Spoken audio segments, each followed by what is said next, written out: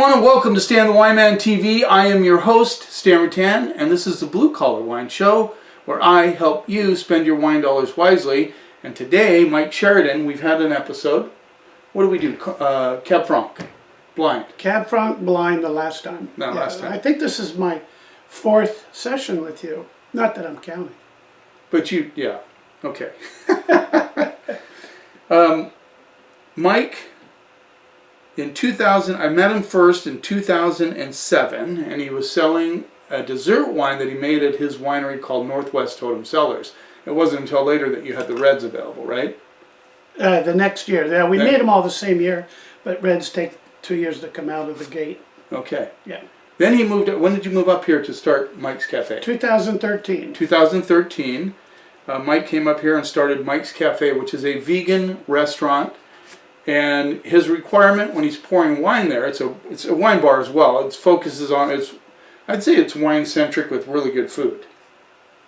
We hope so. Yeah. It does well. It is. He has a lot of non-vegans that come and eat there and enjoy the food very much. What do you think the percentage of non-vegans is in your? We don't even have 10% of our people who are vegan. Most of the people who come in aren't even vegetarian. Okay. They just like good food and good wine. And I've ate there myself several times. I haven't recently just because too busy to go to a restaurant and spend time there. But Mike and I have been friends for quite a while, and he has really made a success out of this Mike's Cafe, which is right across the street from where I work at King's Market. And Mike will not allow any wine into his restaurant that is not vegan. So I thought this would be a fun episode to do and have Mike talk to us about what makes a wine vegan and why we see more and more wine labels that actually have a vegan emblem on them. Take it away, Mike. Well, the first thing is, what is vegan? Most people associate vegan with tattoo pentagrams on the chest and special midnight dancing. Really? Yeah, that's mostly happening at Stan's house now. But vegan was originally a philosophical term coined in England, and it was to denote animal protection, animal kindness, and do no harm, basically. And from that, it has evolved, and there are a lot of reasons people go, and I put in quotes, vegan, because vegan, again, is the ethical concern. That's how it started. But there's being vegan for health reasons, which is probably the majority of how people approach the diet. The second part is the aspect of the environment. So there's several reasons, but mine is an ethical one, and it's animal kindness. And I think the aspect of having any of those reasons is a good reason. So from that point of view, when we started the restaurant, I was vegan, and it was going to be just a tasting room for my winery, but it came with a stove. And so we started to do some appetizers, and it evolved. And here we are going into it's our 10th season. And we've survived through some very interesting times, as most restaurants have had to do, but we've been well supported by our community, and that's been great. Mm-hmm. So one of the neat things is watching in the last 10 years how vegan has gone effectively mainstream. I mean, there's still the vegan jokes that even vegans laugh at, but the reality is a billion-dollar company like Guinness goes vegan, and most of the beer industry has followed suit. And you actually have to work to create a non-vegan wine. A vegan wine is quite easy.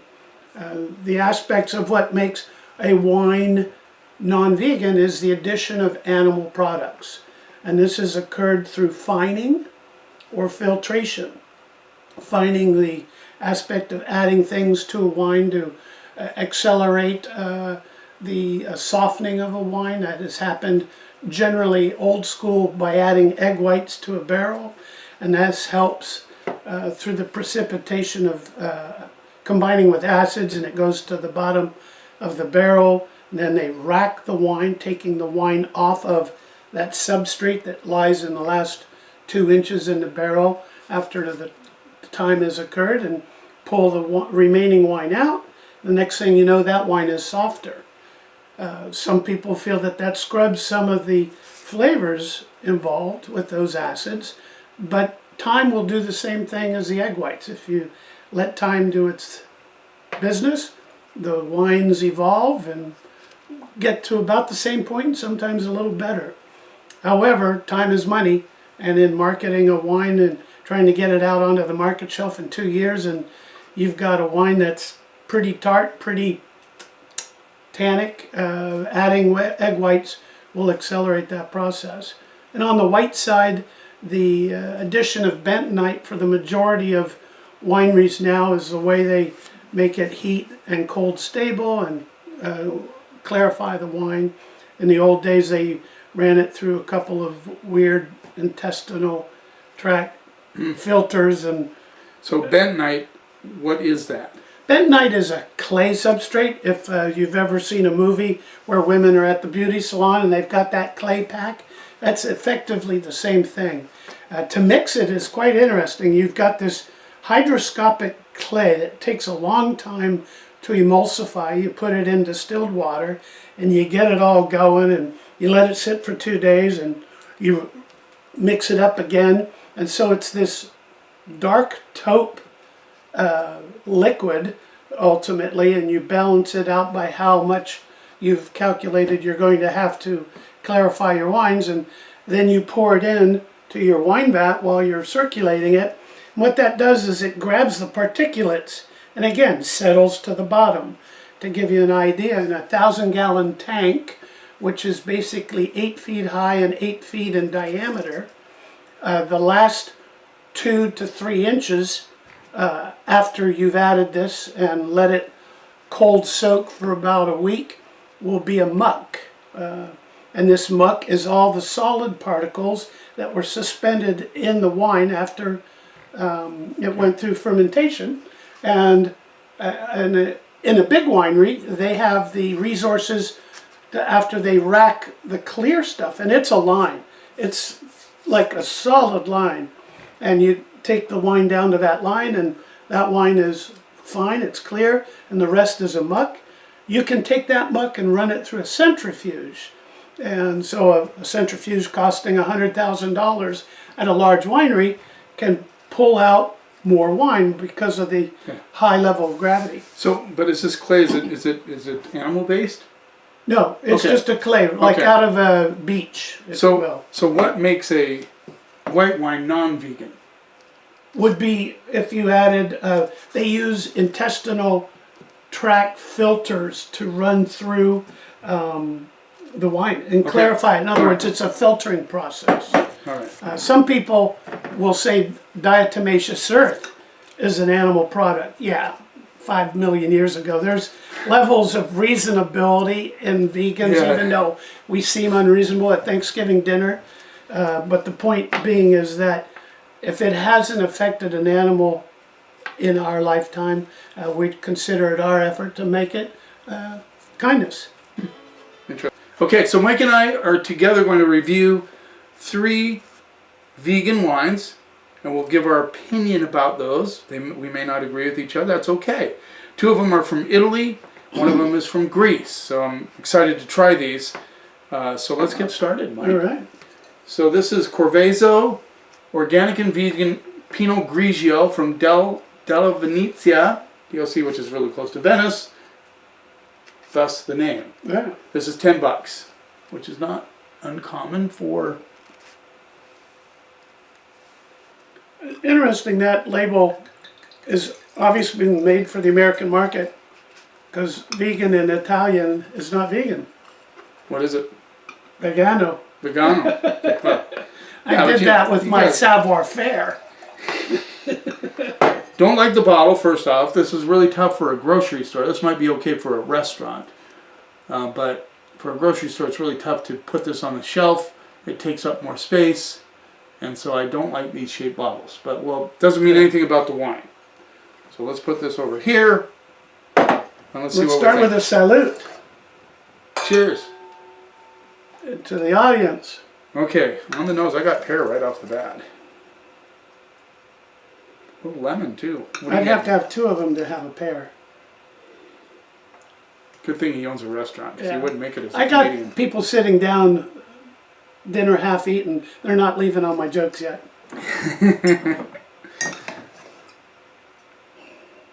What do you get? Do you get the pear on there? Tart pear, unripened maybe. Yeah. Well, I kind of get a lemon thing too, so that Yeah, could be that's combination. probably, yeah. I'm getting that, a little bit of stringency from the citric acid that Yeah. throws in with the pear. And a little bit of just a slight, to me, a little bit of dusty rock, a little bit of minerality coming through. Not a lot, but a little bit.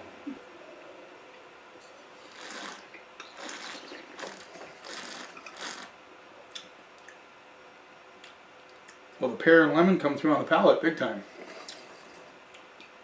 There's something on the backside. I haven't grasped yet what it is. Like it might be a little bit that minerality you're talking about, but there's even a little funk. Just Is there? something. Yeah, I'm just getting pear and lemon, but that's why it's good to. I love tasting in a group because you get. It's funny. I used to be. I would say a smell. Somebody go, "Oh yeah, that's what I'm smelling," and somebody say, "Well, you're just putting that idea in their mind." No, it's really true when you get a group of 3 or 4 guys together. You can't identify a flavor or smell. I thought I'd turn this baby off. Is there another website that I can get on? That's actually Scott, my assistant. You're talking about guys in a group. So somebody smells something, like we were doing a coat roti one time when there was 2 of us smelling, we just could not extract the smell, and then we went over to somebody else and that's blueberry, and we go, that's what it is. So I was between 2 of the best, most knowledgeable people on the planet for wine, and we were doing a tasting in the Woodinville wine community. Must have been Bob Betts. Bob Betts was one of them. Yeah. I was trying not to say names, thank That's you, all right. Sam. And the other one, Brian Carter. Yeah. And I'm known to talk a little bit, and so they're saying, Mike, no table talk while we're tasting. It was a blind tasting of all the wines that winemakers from Woodinville had submitted. And in this one particular case, we're going through 44 Syrahs. It was work. Ooh, yeah. So we'd do every 8, we'd blow off and do another group. So at one point, we're all tasting this same one and nobody's talking, and it was distinctive. Very distinctive, unfortunately distinctive. And so we finished that 4 more, 3 more, and then we're having some bread and some water and even a little beer, because that helps refresh your mouth when you're tasting that many. And at this point we could talk because the notes had all been written. I said, you know, when you're about 7 years old and it's Christmas and you're lying down on the floor watching your Lionel train go around the tree, and the train comes by you and you have that oil aluminum smell as the train goes by? They started laughing because it was exactly the smell of diesel oil and aluminum in this wine. But it was that, it hit me so quick, and then I'm sure the other guys hadn't associated that with the typical poetry of wine. Yeah. But it was exactly Yeah, you that. see, and I love that stuff. I love it when you can really do, like on this one, when I get on the back end, is a real slickness, almost like a ball bearing slickness, you know, like stainless steel. Mm-hmm. I like this Pinot Grigio. I mean, it's simple, but Yeah, it's blown off. Whatever I had, it blew went away, off. yeah. It blew off. So, you know, to me, pear lemon dominant, a little bit of minerality, but not a huge amount. Nothing offensive about it. It's just a really clean, and it's $10. Yeah, I'd add maybe a touch of floral, like the honeysuckle that sneaks in I on was going that. to say that, the little white flower kind of honeysuckle thing. But I said it. You said it. You Yeah. beat me to the punch. Thank you. Yeah. So here you go, Corvezo. You can either one. All right. I put this in front of us, though. See the reason I put it right there? I did. It's because it's obvious. But I didn't know if, sometimes. vegan protocols. So here you go, Corvezo, $10. I'm going to go straight up. I'm going to go C+ on this one. I think it's a real solid Pinot Grigio, Yeah. above average. $10, $10. Could Try it. You're not losing anything when you try it. Head toward B- on that one. Yeah. Don't like the bottle though. I'm just judging the wine, not the bottle. I give the bottle an F. Just saying. So here's from the same producer, Corvezo Organic Vegan Prosecco Rosé. Prosecco is its own DOC now, which is pretty interesting. And on the back of the label, it uses the word, it's extra dry Mellissamato. Is that right? Yeah, Mellissamato. It's a 2020. So Mellissamato, we talked about this, 11.5% alcohol. Mellissamato means what, Mike? It means that a majority of the grapes are from the same vintage. Same vintage, correct. 85%. He educated me just before we walked in on this. Obviously, my retention was blown by the two phone calls we received. Yeah, you see, it's all my fault. He blames a lot of stuff on me, by the way, guys. So Prosecco is best enjoyed in those flute things at a normal restaurant. You'll see. Yeah. Well, and I'm not going to pull out a flute so you can blow your horn. Corvezo Rosé Prosecco, 11.5% alcohol. 85% of the fruit is from the same vintage. $14. What's a good price for a Prosecco? It is. And don't ignore Prosecco instead of champagne. They're different, but they're fun, especially in the summer. Nice little sparkly. You didn't use the word fun on my... I did. Fun. Okay. Fun. That's one word that always cracks me up. That's the first word that comes out of most wine salesmen's mouths. So this wine is fun. Fun. I'm not trying to sell to you. So, really good color on this. Yeah. Pink. The difference between Prosecco and Champagne, of course, they don't do it method champenois. They inject the bubbles, or they have a process where the bubbles are created versus the bubbles being done through the Champagne method. Mm-hmm. But I love Prosecco. So yeah. We're serving now at the restaurant. It's the newest is Shorties, the 187s. Oh, the 187s, yeah. 187, so they're single serve. The advantage for a restaurant doing that, which is an advantage for the customer, is you're guaranteed to have the bubbles, because that doesn't take long for it to disappear. Even if you order the whole bottle and it's in a cooler outside, those bubbles are going to be probably 50% at the bottom of the bottle than they were at the top of the bottle, because heat and lack of pressure lets them escape. So this isn't super aromatic, but I'm getting some interesting, like... Yeah. Strawberry for sure, right? Kind of strawberry cherry, but I'm getting like a super sweetness. Like almost like a rutabaga root vegetable for some reason. Could have been sweet potato. Oh, it definitely has sweet potato. Yeah. We do sweet potato. Yeah, that's what it was. It's sweet potato. Sweet potato or yams. Yeah, so not super aromatic, but you know. Boy, once you taste that sweet potato, it's on the palate too. It is, big time. I like that. Yeah. And a little strawberry too. A little strawberry. Yeah. Strawberry sweet potato. I wonder if those are good. And the sweetness and the sweet potato, which has a bit more starch, are separated. You can actually visit the two flavors. It's not like it's all blended. I like the balance on this wine. Mm-hmm.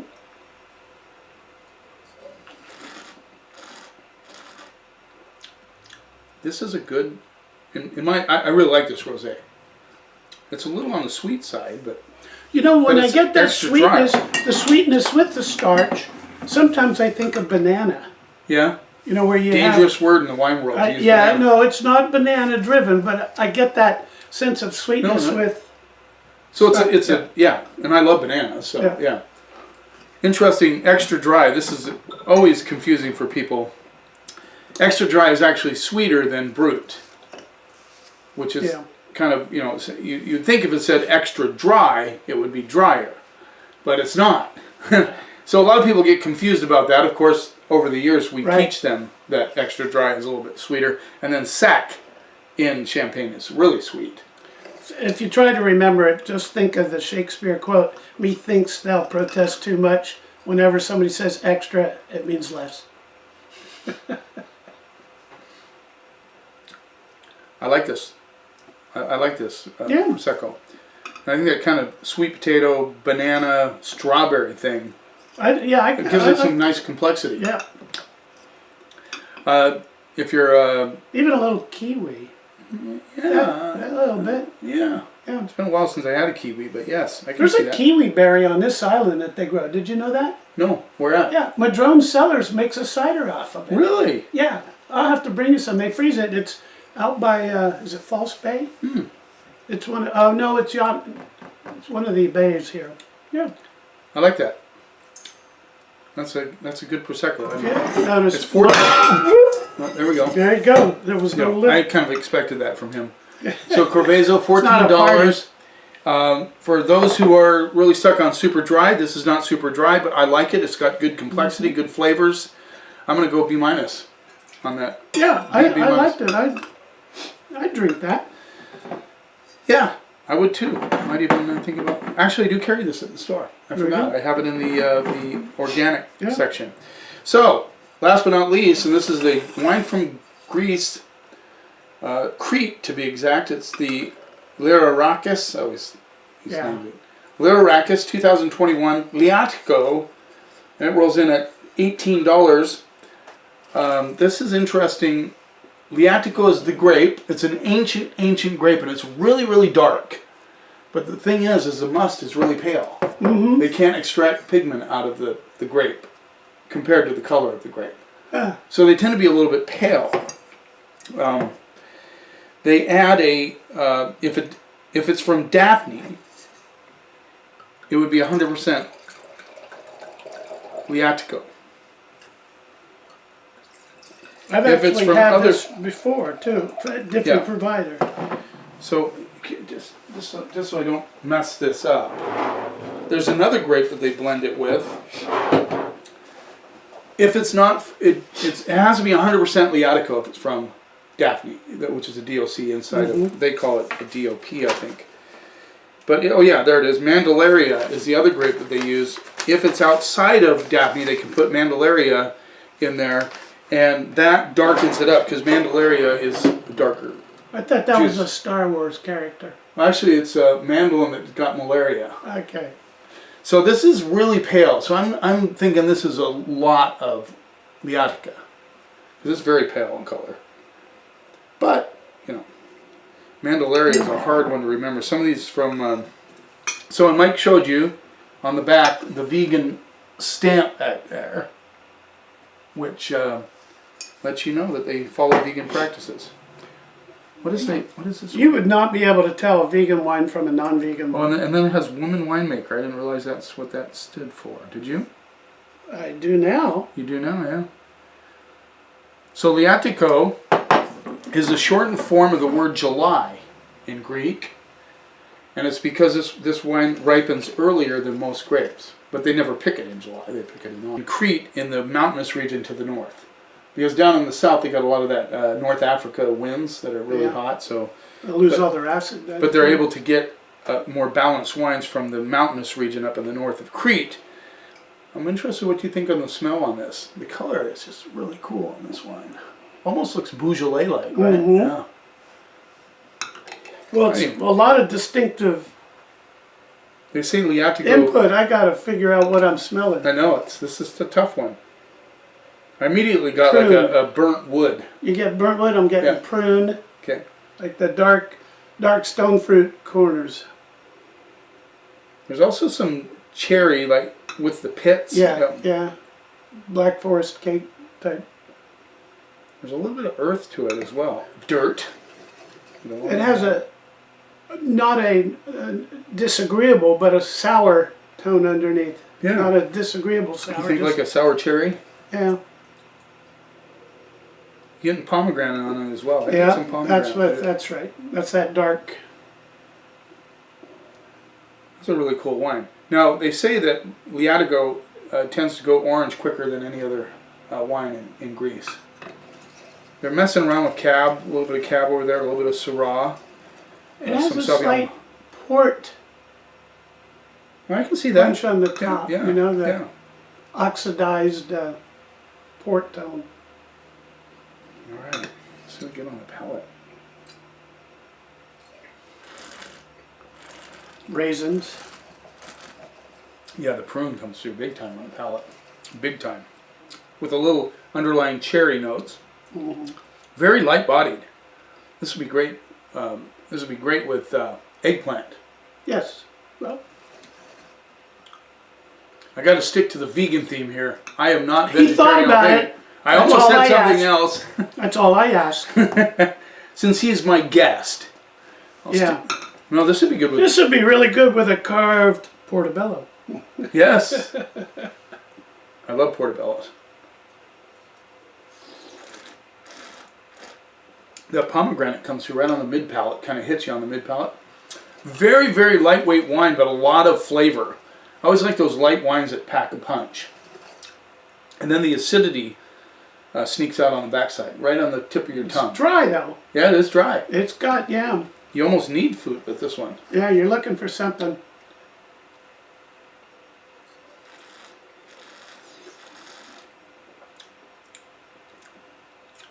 I like it. I think it's got a lot of characteristics. It's very light. You could chill this actually, Yes. and have it on the porch. Like a on some days. Grenache-like Yeah, serving about, 65. but I think it would do much better with food. Some sort of like a portobello, eggplant, something like that. What else would you think in the vegan world would you pair this up with? I could see this would be a great with an hors d'oeuvre like dips where you have the mushroom Oh, yeah. dip and Hummus. yeah, Yeah, yeah. he has the best hummus plate ever. I love that. Do you still do that? Oh yeah. Oh yeah. Yeah. Probably one of your more popular. We have two different. We do the hummus with our beet, and then we have a roasted veggie hummus now. I like the. There's an earthiness to it too. Yeah, that kind of that's why I was underlying talking kind about a mushroom dip Yeah, yeah, of yeah. something. Yeah. Well, this is a solid wine. $18, fair price, I think, for what you're getting. It's coming from Greek wines are really storming along, and I'm going to do a Greek wine episode, I think, after this one, because I have several, and I really like Greek wines. A lot of bang for the buck in the Greek Yeah. for quality. I mean, Yeah. if you're looking for that midpoint, you go interesting flavors. It's fun. Yeah. Some of the grapes are hard to like. A Sirtico is a hard, tough one. I mean, I don't. One guy, I told you that. One guy made a comment on my YouTube. He said he really enjoyed the Vouvray episode, but he said, what French guy pissed you off so bad that you butcher their language? I could never do the Greek language. Oh.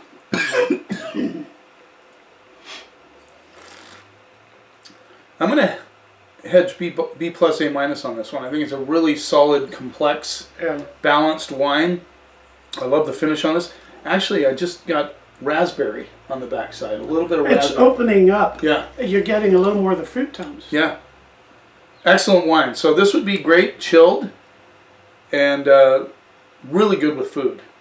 I think, like we were talking about, some of the things you can match it with a vegan diet. There's a lot of things you can match with a vegan diet with this wine. And in particular, mushroom-based things because of the earthiness of this wine. Mm-hmm. Cool. Yeah, I'd say the closest thing that I would have said would have been the Burgundies.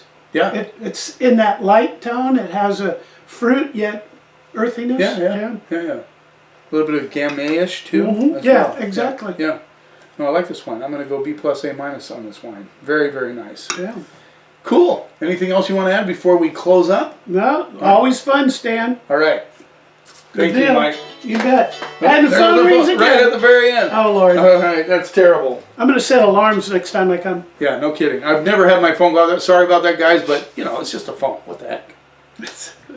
Thanks for taking a little time out of your day to watch. I know this is going to be a longer episode, but it's going to be fun to watch, and we learn a little bit about the vegan diet and what vegan wines are all about. That's very cool. Don't forget to subscribe to my channel. You keep watching, and I'll keep helping you spend your wine dollars wisely.